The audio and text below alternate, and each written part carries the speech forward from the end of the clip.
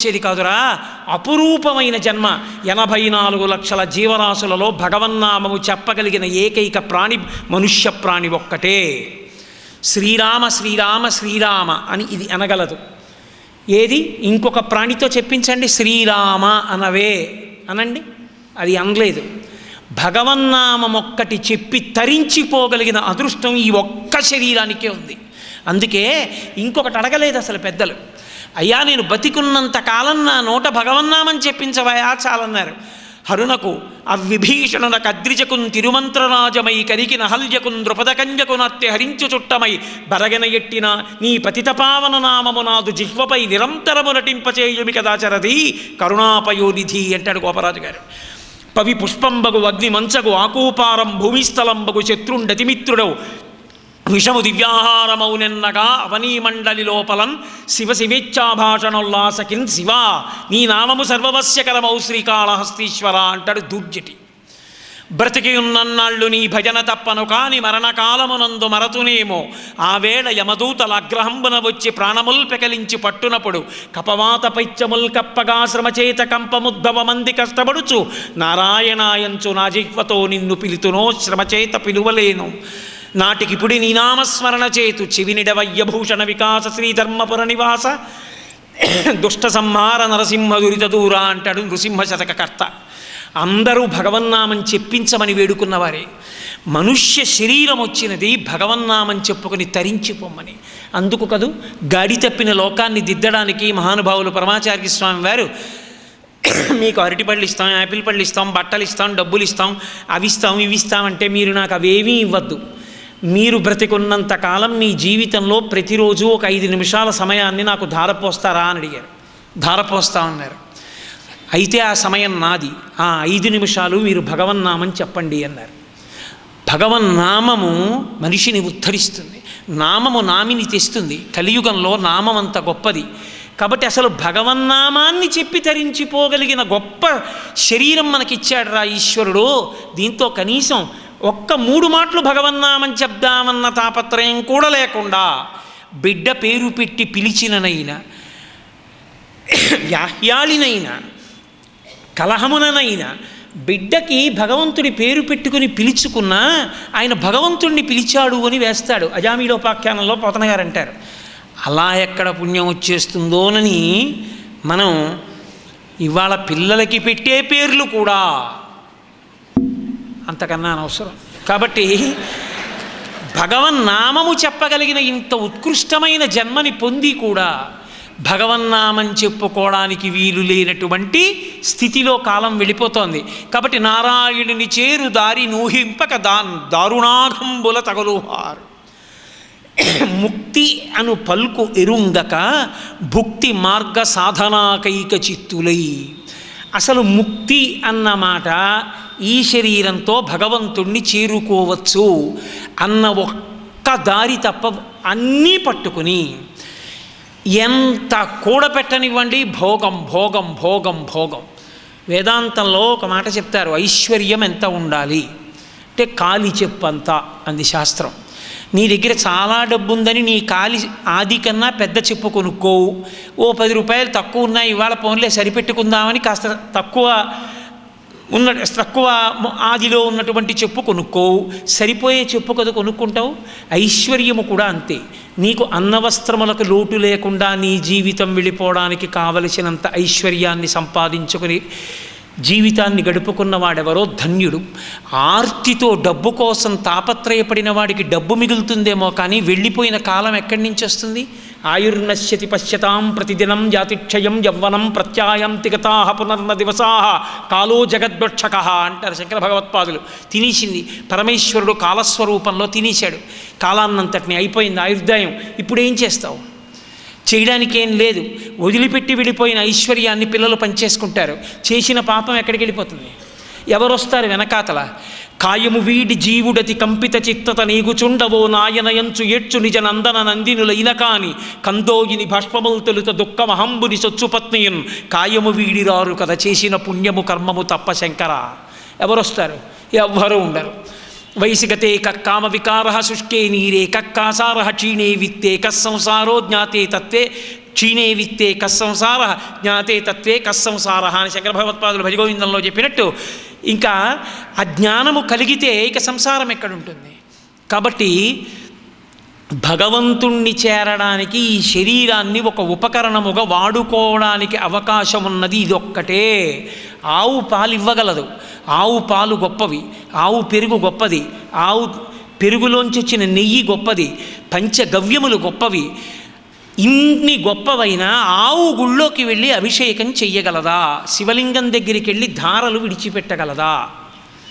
మనం పిండుకుని మన గోత్రనామాలతో మన అభ్యున్నతి కొరకు మనం చేసుకోగలం అభిషేకం. అది ఈ ఉపాధికి మాత్రమే ఉంది. మనుష్య ఉపాధిలో ఉన్నాం కాబట్టి ఇంతమంది వచ్చి కూర్చుంటే ఊరుకున్నారు. ఈ ఉపాధిలో లేనందుకు ఒక కుక్క పూర్వజన్మ సంస్కారం ఉండి వెంకటేశ్వర వైభవం విందామని ఈ మెట్లెక్కి ఇలా వస్తే చీచీ చీచీ అని బయటికి తరిమేస్తాం. ఈ ఉపాధికున్న గొప్పతనం భగవత్కథా శ్రవణం చెయ్యగలదు, భగవన్నామమును పలుకగలదు.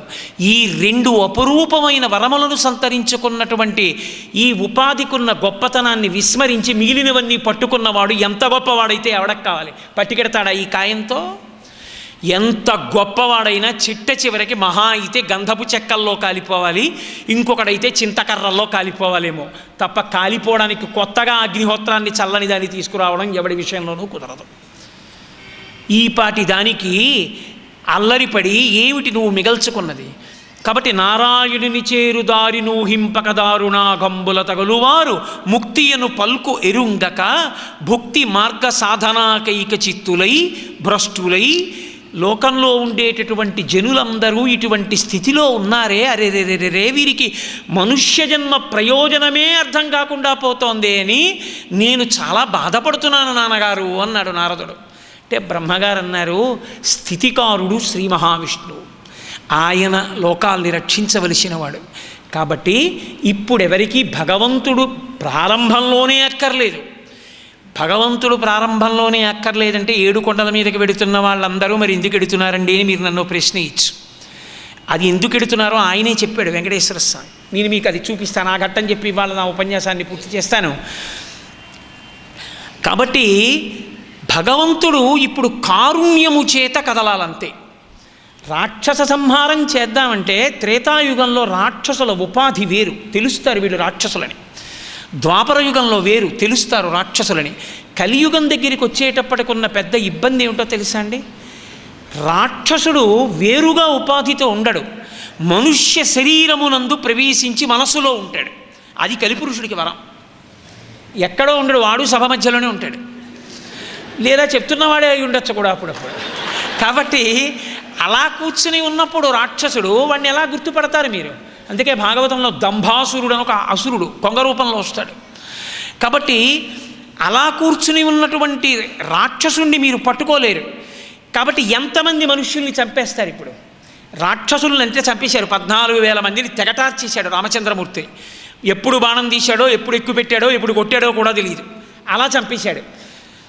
కాబట్టి బండన భీముడు అత్తజన బంధవుడు జ్వల బాణతోణ కోదండ కళాప్రచండ భుజతండవ కీర్తికి రామమూర్తికిన్ రెండవ సాటి దైవమిక లేడలుచున్ గడకట్టి భేరి కాడాండ డడాండ డాండ నిడదంబుల జండము నిండమత్త వేదండము నిక్కి చాటతున్న దశరథి కరుణాపయోనిధి అని గోపరాజు గారు పొంగిపోయారు. కానీ ఇప్పుడు ఈ లోకంలో ఈ స్థితిలో రామచంద్రమూర్తి వస్తే ఎంతమందిని చంపుతాడు? ఎవరికీ ధర్మం అక్కర్లేకపోతే, అందరి మనసుల్లో రాక్షసుడే ప్రవేశిస్తే, అందరికీ ఇంద్రియ భోగాలే కావలసి వస్తే, అందరికీ ధర్మ వ్యతిరేకమైన ఆలోచనే ఉంటే ఎంతమందిని చంపేస్తాడు ఆయన? అందుకే ఇప్పుడు కావలసింది ఏది అంటే, కలిపురుషుడి ఉద్ధతి చేత ధర్మమును అందరూ విస్మరిస్తూ ఉంటే వాళ్ళకి మళ్ళీ ధర్మమునందు అనురక్తి కలిగేటట్టుగా చెయ్యాలి. ఈ ధర్మమునందు అనురక్తి కలిగేటట్టుగా చేసేటప్పుడు వేదము యొక్క ప్రమాణము పక్కకి తొలగిపోకుండా చూడాలి. రెండిటిని ఏకకాలమునందు సమన్వయం చెయ్యాలి. అందుకే ప్రార్థించేవాడే లేడు అసలు రమ్మనమని ఈశ్వరుణ్ణి. ఆయనే తనంత తానుగా కదిలాడు, ఆయన తనంత తానుగా కదిలి వచ్చాడు. అందుకే కదిలి రావడంలో ముందు అమ్మవారు కదులుతుంది, లక్ష్మి కదులుతుంది. నేను మీకు ఆ విషయాన్ని 5 రోజుల్లో ఎక్కడో ఒక రోజు చూపిస్తాను, ఆ భృగు మహర్షి వచ్చిన వృత్తాంతాన్ని. కాబట్టి ఇప్పుడు ఆ వచ్చిన వాడి పేరు వేరొకటి కాదు, వెంకటేశ్వరుడు. వేం పాపం, కట తొలగించువాడు, ఈశ్వరుడు సర్వజగన్నియామకుడు, ఆయనని ప్రశ్నించగలిగిన వారు లేరు. నువ్వు ఇలా ఎందుకు చేస్తావని అడగగలిగిన వాడు లేడు. అంతటి సార్వభౌముడు.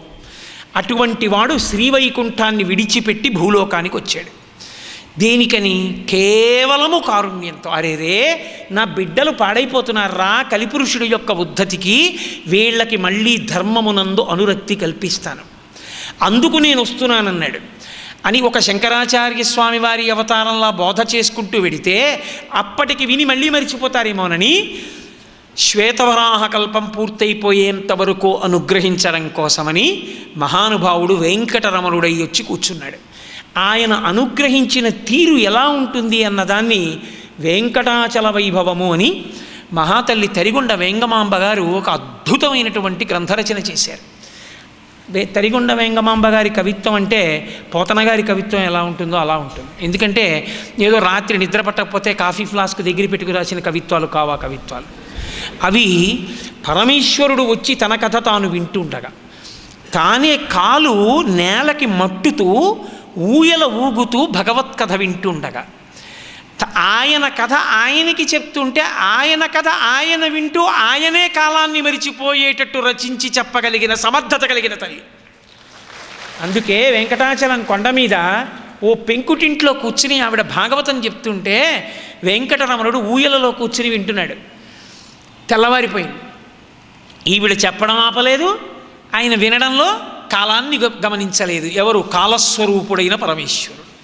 అందుకే లోకంలో ఒక మాట చెప్తారు, భగవంతుడు బాగుంటాడా, భగవత్ కథ బాగుంటుందా అంటే, మంచి బిగి మీద భగవత్ కథ జరుగుతుండగా అకస్మాత్తుగా మీ పక్క కుర్చీలోకి వెంకటేశ్వరుడు వచ్చి కూర్చుని నా గురించే చెప్తున్నాడు అన్నాడు అనుకోండి. చెప్తే చెప్పాడు కనుక చెప్పాగు అది అన్నీ అనేటట్టుగా చెప్పబడిన కథ ఏదో అది భగవత్ కథ.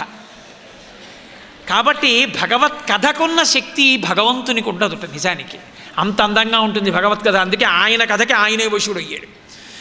ఎంతో అనురక్తితో వింటున్నాడు. తెల్లవారుజామున 3 గంటల వేళ అయిపోయింది. కౌసల్యా సుప్రజారామ పూర్వా సంధ్యా ప్రవర్తతే. సుప్రభాతం మొదలెట్టారు. వెంగమాంబ వెంగమాంబ సుప్రభాతం చదువుతున్నారు, వెళ్ళిపోవాలని గభాలను దూకేశాడు ఉయ్యాల్లోంచి. పద్యం మధ్యలో ఘట్టం మధ్యలో ఉంటే ఎక్కడికి వెళ్ళిపోతాను ఆవిడ పంచి పట్టుకున్నారు. అది ఆవిడ స్వతంత్రత. ఎప్పుడు ఇలా భయపడిపోతూ ఇలా చేతులు కట్టుకుని నేను పాపిష్టివాణ్ణి అంటూ నించున్నది భక్తి కాదు, చొరవ ఉన్నది భక్తి. త్యాగరాజస్వామి వారిలా ఎన్నాళ్ళు జానకి వడ్డిస్తుంది, అన్నాళ్ళు నువ్వు తింటావు, జానకే వండుతుందిలే, నేను వండితే నీకు రుచి పనికిరాదేమో, ఆవిడ వండితే వండింది పోనీ వాళ్ళ నన్ను వడ్డించని అన్నారు త్యాగరాజస్వామి. అలా అన్నది భక్తి. ఆ స్వాతంత్రం ఉండాలి భక్తిలో. కాబట్టి ఆవిడ పంచె పట్టుకుంది, పంచె చిరిగిపోయింది. వెంకటరమణుడు ఆనంద నిలయంలోకి వెళ్ళిపోయాడు. సుప్రభాతం తలుపులు తెరిచారు. చిరిగిపోయిన పంచితో లక్ష్మీనాథుడు ఉన్నాడు. తెల్లబోయారు. అప్పుడు అనుకున్నారు, ఆయన పంచి చిరిగిపోయేటట్టుగా పట్టుకోగలిగినంత స్వాతంత్రం ఆవిడికి తప్పేవరకు ఉంది, కాబట్టి ఆవిడని వెళ్ళి అడగండి అన్నాడు. మనకైతే శేషవస్త్రం దొరికితే అబ్బో తీసుకొచ్చి ఇంట్లో పెట్టుకుని వచ్చిన వాళ్ళందరికీ చూపించి పెద్ద అల్లరి చేస్తాం. ఆవిడ పంచ మడతెట్టి ఇంట్లో అలా పక్కన పడేసి పూజ గదిలో. వాళ్ళు వచ్చి అడిగారు అర్చకులు, వెంకటేశ్వర స్వామి వారు కట్టుకున్న పంచి చిరిగిపోయిందమ్మా, మీ ఇంట్లో ఉందా ముక్క అని అడిగారు. ఆ కథ చెప్తుంటే మధ్యలో వెళ్ళిపోతుంటే పంచి పట్టుకున్నాను, చిరిగిపోయింది, అదిగో మడతెట్టి పూజ గదిలో పెట్టే పట్టుకోండి ఆవిడ. ఆవిడికి అంత స్వాతంత్ర్యం ఈశ్వరుడి దగ్గర. ఆవిడ చేశారు వెంకటేశ్వర వైభవం, వెంకటాచల మాహాత్మ్యము అని ఒక గ్రంథం. అది వెంకటరమణుడు ఆమెకి అనుగ్రహించి రచింపచేశాడు. ఆయనే విని కొట్టాడు. అందుకే ఆ కాలంలో ఆ వెంకటాచల మాహాత్మ్యము అన్న గ్రంథాన్ని వ్రాతప్రతి కింద వ్రాస్తే ఎవరైనా ఇంట్లో వెంటనే పెళ్ళయ్యేది ఆడపిల్లలకి.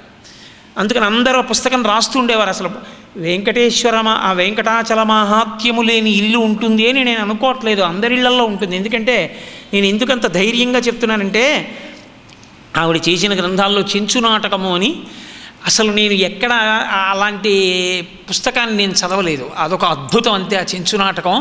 ఆవిడ అనుభవించారు మహాతల్లి వెంగమాంబ గారు.